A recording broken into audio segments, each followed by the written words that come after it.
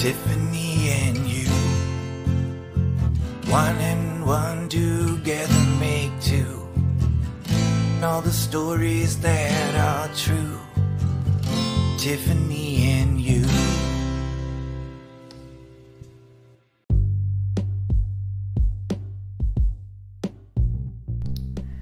Welcome to Tiffany and You. I'm your host, Tiffany Yu. On this episode, we're joined by Dr. Victor Santiago Pineda, who is the president of World Enabled, an international consultancy to protect the rights of people with disabilities. He's also a lecturer at the University of California, Berkeley, a two-time presidential appointee, and a globally recognized leader on inclusive urban transformation.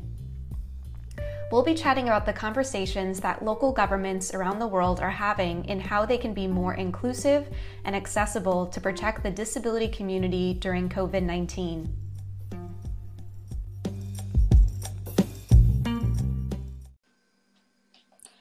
Hi everyone, thanks for tuning into this episode of Tiffany and You. This is your host, Tiffany Yu. Today I have with me Dr. Victor Pineda. He's got quite a few different job titles, but the main one is a professor at Berkeley. Is that correct? That's right. President and founder of World Enabled, and is also owns a film production company. Filmmaker, storyteller, and overall human rights advocate. And awesome. I'm delighted to be with you on this call. Yeah, so I always like kind of including a little tidbit on how I know my guest. So Victor and I actually connected back in 2016. He had seen a video that was done by the Ford Foundation featuring our work at Diversability. He reached out, we met in late 2016, and I have loved being able to follow and support his work over the past couple of years. We've spoken on panels together around inclusive design, and most recently, I've been joining some of the webinars that he's been hosting through an initiative called Cities for All. So, Victor, I thought I would go ahead and get started. Number one, did I miss anything in all of those job titles? The most important one is I'm your friend and I'm supportive of all the work that you're doing. That's the only one that matters for this conversation today. I love it. Awesome. And I always love origin stories. And I know you and I both know our mutual friend, Professor Rosemarie Garland-Thompson, talks about the importance of sharing our disability origin stories. So if you don't mind, I would love to kind of just start there. Sure. Well, the origin of what it means for me to have a positive disability identity really goes back to an experience I have as an immigrant. I was born in Venezuela and I was flatly denied a chance to go to school. I had started having difficulty walking due to a neuromuscular condition. And that immediately changed the way other people saw my future as a child, as a 7-year-old, and really what I could or could not do.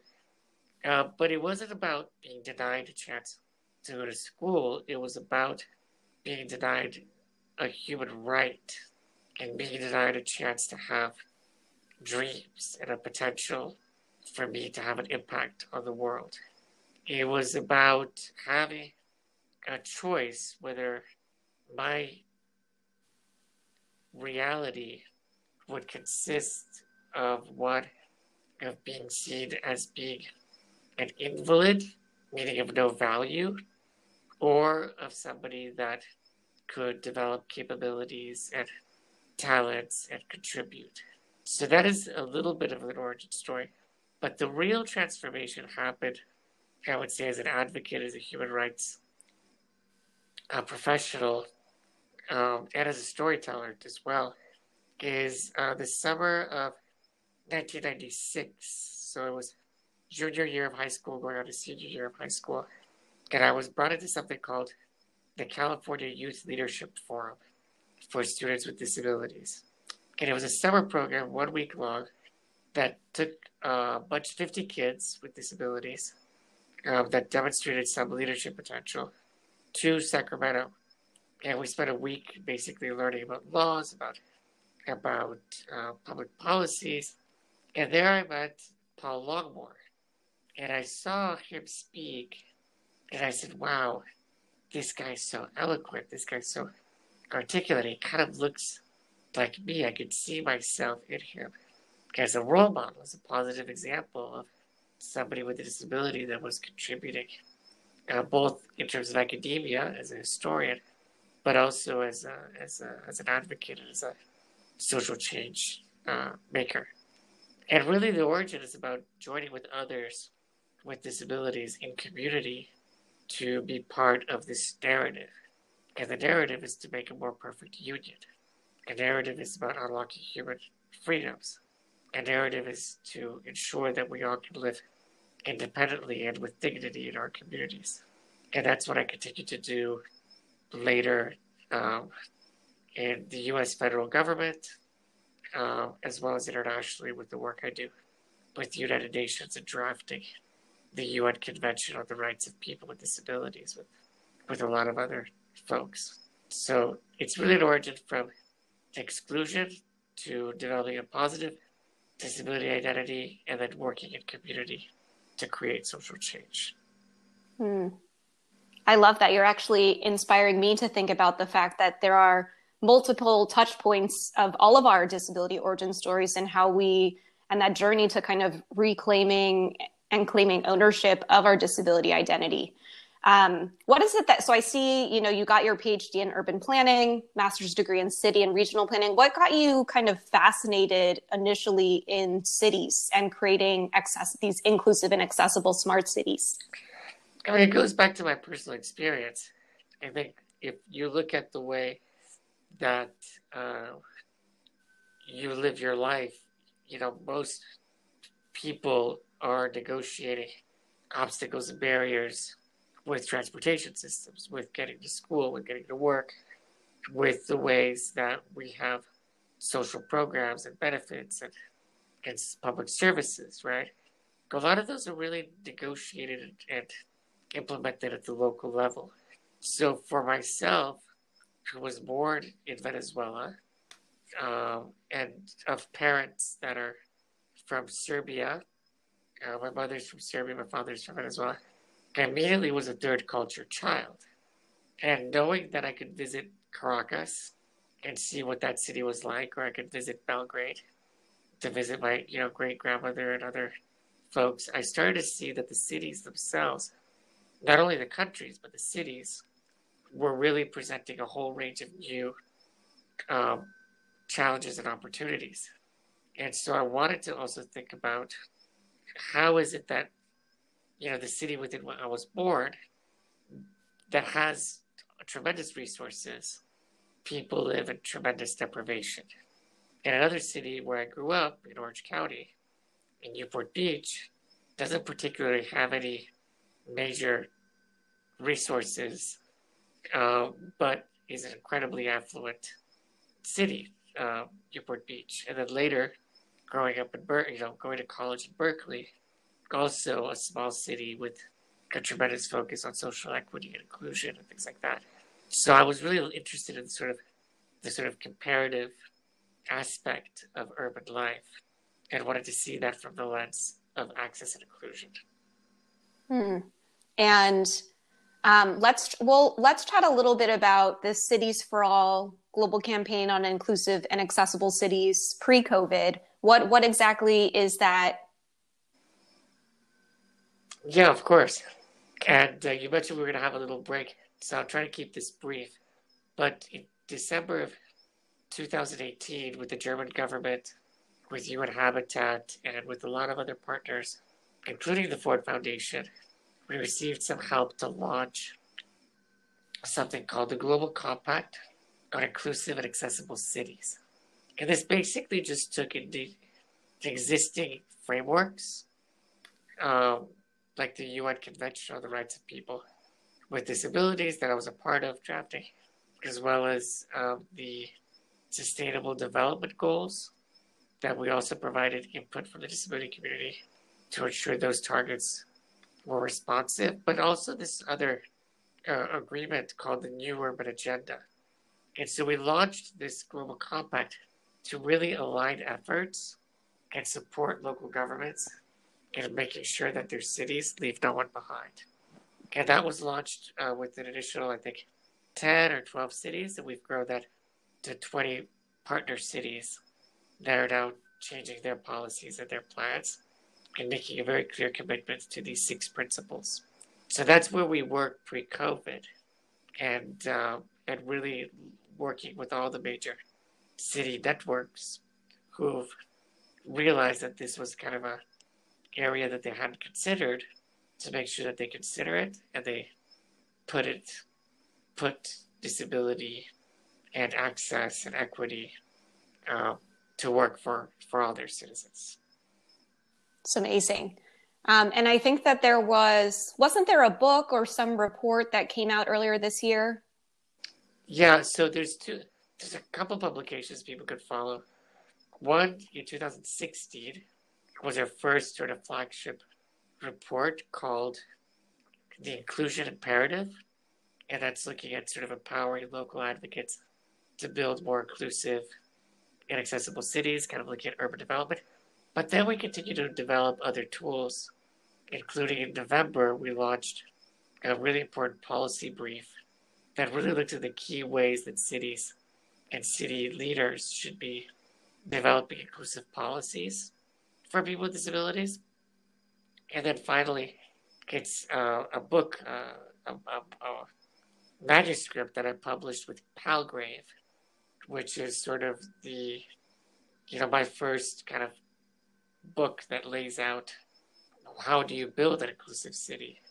And it's a 150-page case study of the work we did in Dubai to sort of position Dubai to become one of the world's most accessible cities. And that book is called Building the Inclusive City, Access and the Urban Transformation of Dubai. And that's available open access on Palgrave's website. That's great. I'll link all of these resources in the show notes. It's actually interesting. When I was finishing up my master's, my teammates and I wanted to, we're in ideation mode of trying to think through like a new social enterprise we could create that could better serve the disability community. And our team really wanted to do something related to mapping and related to cities. And one of my team members was in Dubai, or is from Dubai. And she was like, my city's great. There are no problems here. So it was, that just kind of made me what you said just reminded me of her a little bit. That's great. I love this overview. What we'll do is we'll take a quick break here, and then I'd love to hear a little bit more after the break about how Cities for All has kind of shifted and introduced a lot of virtual programming as a result of the COVID-19 pandemic. Sounds great. Thanks.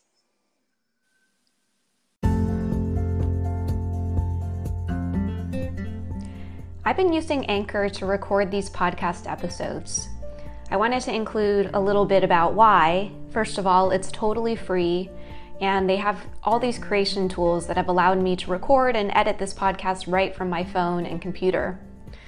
Anchor's even helped me distribute my podcast, so now you can hear this episode across Spotify, Apple Podcasts, Google Podcasts, pretty much wherever you get your podcasts.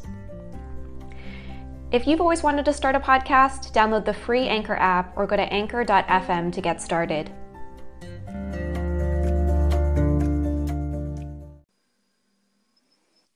And we're back from the break here. You're listening to this episode of Tiffany and You. We're chatting with Dr. Victor Pineda about an initiative called Cities for All.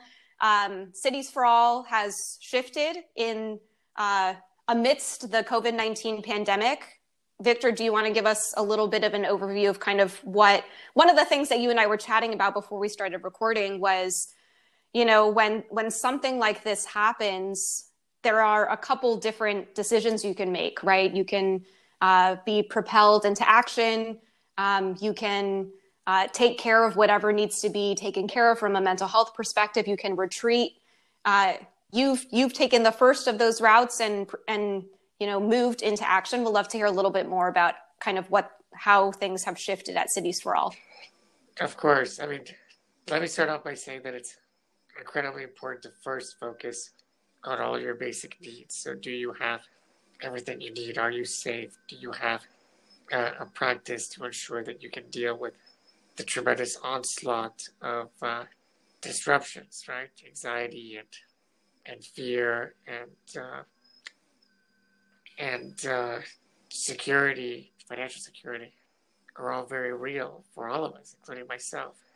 And so it's important to not jump into action without first ensuring your wellness and your well-being. But I am lucky to have a great network of friends and family, as well as a really good practice to ensure that I'm able to then contribute to providing innovative solutions and elevating the voices of folks that are too often not heard and are silenced and are not seen. And I think we noticed that immediately, that our network was uniquely positioned to really become a platform. The Cities for All global platform really is about leveraging global allies into local solutions and ensuring that those local solutions are then shared across the platform. And we immediately connected with our colleagues at the GIZ and the BMZ, which is the German federal government, who helped us launch the Global Compact. And we said there's a tremendous need to share resources and knowledge and develop kind of a learning platform and learning groups to respond to this crisis and to understand how the outbreak provides particular challenges, threats, opportunities, and how these expose endemic weaknesses in the systems that we've built so that we can build back better. And so what we've done is we launched an 8-part webinar series. On Wednesday, you can join webinar number 6 on accessible online platforms. And really looking at how the series overall looks at how local government leaders, local advocates, academic partners, and industry partners could really create collaborative solutions to what we know is disproportionately affecting people with disabilities and older persons. And how do we learn, from horrendous experiences like Yan Chan, the 17-year-old boy with cerebral palsy, whose father was quarantined against his will in China, and the father warned that his child had 2 children with disabilities, actually. Yan Chan with cerebral palsy that relied on him for personal care, and his younger brother, who was on the autism spectrum. And they were literally left abandoned, and Yan Chan died because the father was quarantined. And the father ended up not even testing positive for COVID-19. So these are the kinds of, experiences that are happening, on a variety of different levels, from, me being told by my pulmonologist, my doctor, do not go to a hospital if you get COVID. And I said, why not? He said, because our policy requires you to give up your breathing machine, and you would go directly to be ventilated through either a trach or intubation, and you won't be allowed to have your attendants or your personal care assistants with you in the hospital while you recover. So those are the kinds of things that I made it as well. That's for me, and I'm verbal, and I'm vocal, and I'm well educated, and I'm well empowered to deal with the challenges. What about for somebody that's deaf? What about somebody that's maybe hard of hearing and has dementia? What about somebody that maybe has developmental disabilities? What are those realities like?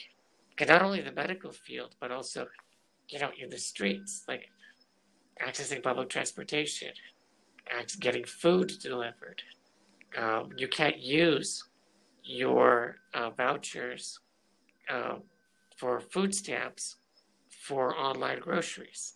So how do you get groceries if you can't go out? And you're high risk, but you can't buy groceries online. So there's just so many different ways that this outbreak has played out. And the learning groups on WhatsApp now have hundreds and hundreds of people in these WhatsApp learning groups that are exchanging resources and experiences throughout different regions of the world. One of the most active is Africa, for example, and you're learning, what people are doing, and they're sharing resources. But here in the U.S., we're also working very much in San Francisco and in dialogues with Chicago and New York to really see how the commissioners and the mayor's offices on disability are able to sort of use our platform and our network to also talk with each other and other partners. So one tangible example was we saw that San Francisco, and you might know this because you're on the committee, but San Francisco passed a voucher that for $6 you could get $30 taxi credit, and for $12 you get $60 of taxi credits. And as soon as that voucher program, the write-up on that was shared on the WhatsApp group, the chief of staff of the mayor's office and people with disabilities, Sarah Rajnara, was going into the MTA meeting in New York, and she had printed that policy to then tell New York that this is what's happening in San Francisco, and this could be really helpful for people with disabilities in New York too. So those are some of the impacts that we've been noticing in terms of our rapid response webinars. And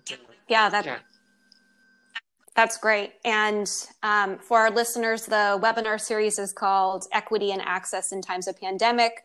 I'll include a link to the page so you can watch some of the recordings.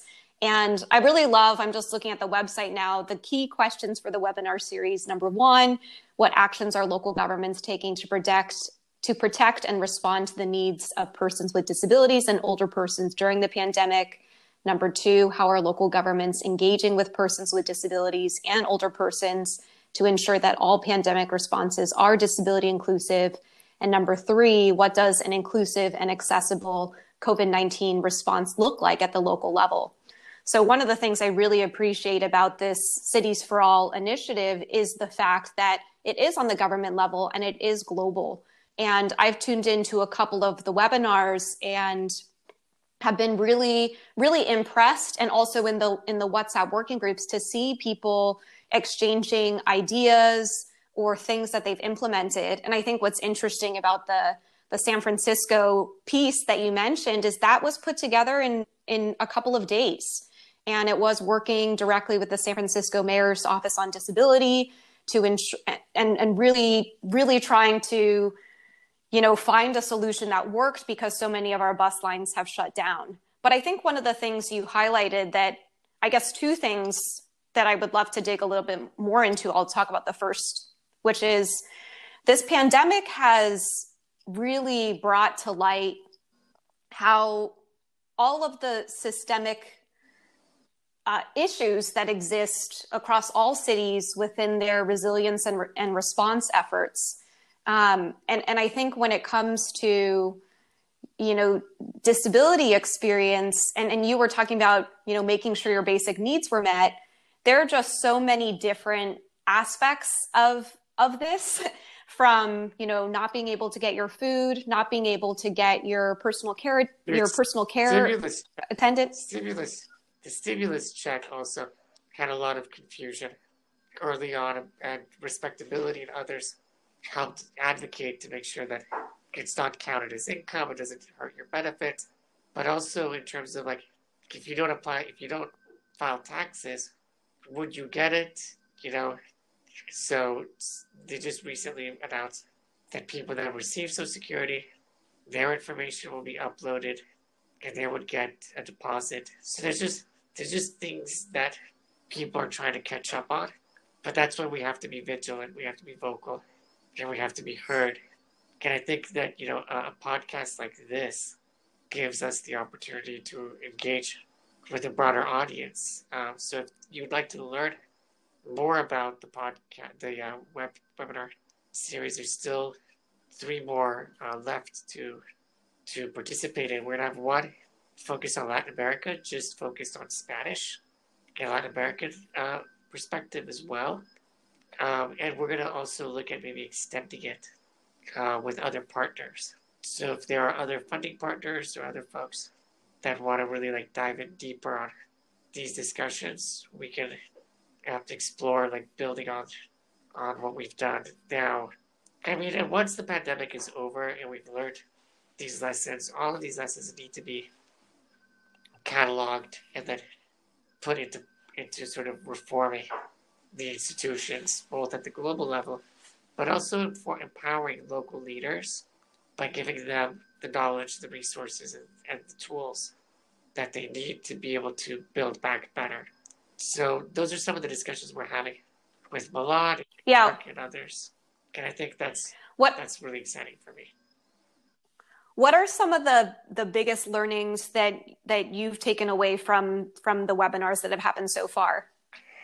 I think number one, engage people with disabilities, their organizations, and really allow them to speak for themselves.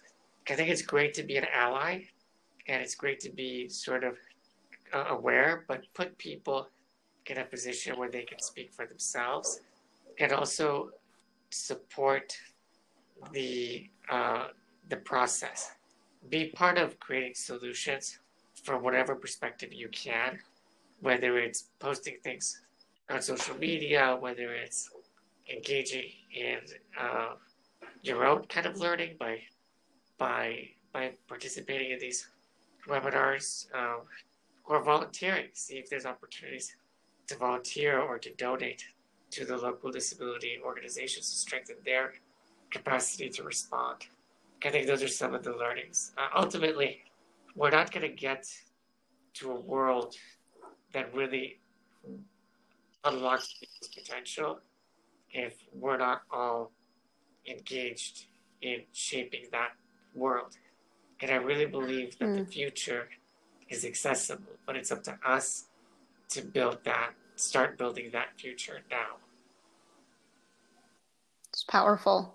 I think one of the things that I have learned from your series, number one, is I appreciate how you really ask the hard-hitting questions, which are, you ask all of your presenters, what is the tangible or the tactical thing that local governments can do right now?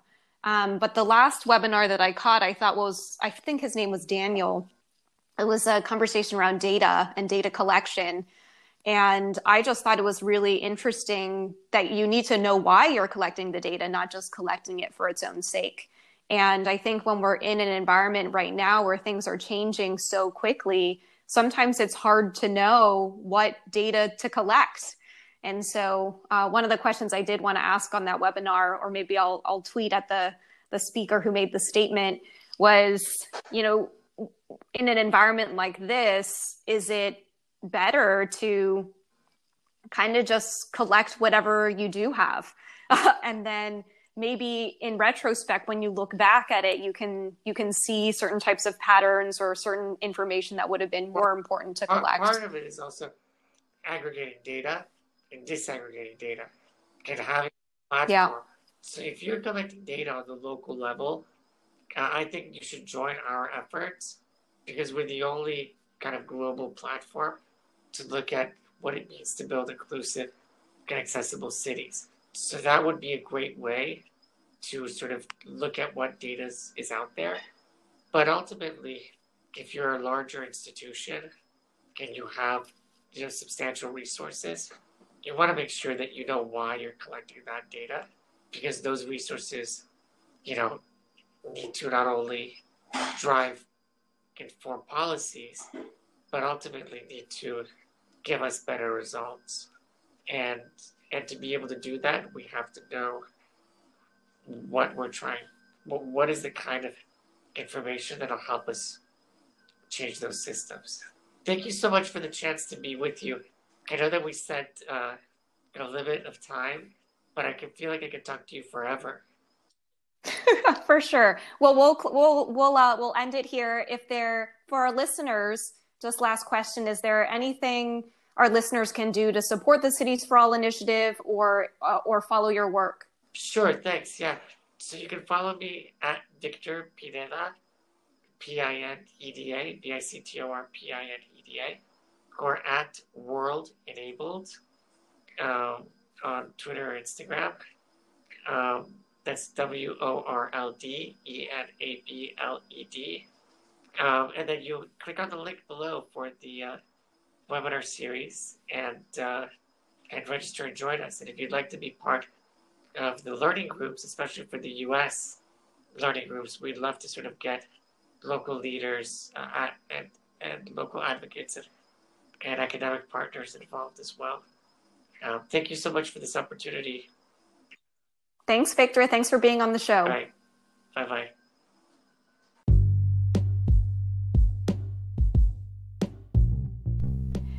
Thanks for listening to this episode of Tiffany and You. This is your host, Tiffany Yu. If you enjoyed this conversation, please leave us a rating and write us a review over at Apple Podcasts. It allows these conversations and these episodes to be discovered by other podcast listeners. I'm hoping that we can co-create something here that's valuable for you. So to the extent that you have feedback or other topics you'd like us to explore, don't hesitate to reach out. You can find us at tiffanyyu.com/podcast. And a special shout out to Wrapup for our opening and closing podcast medleys. We release episodes weekly, so I hope that you'll join us next week for the next episode.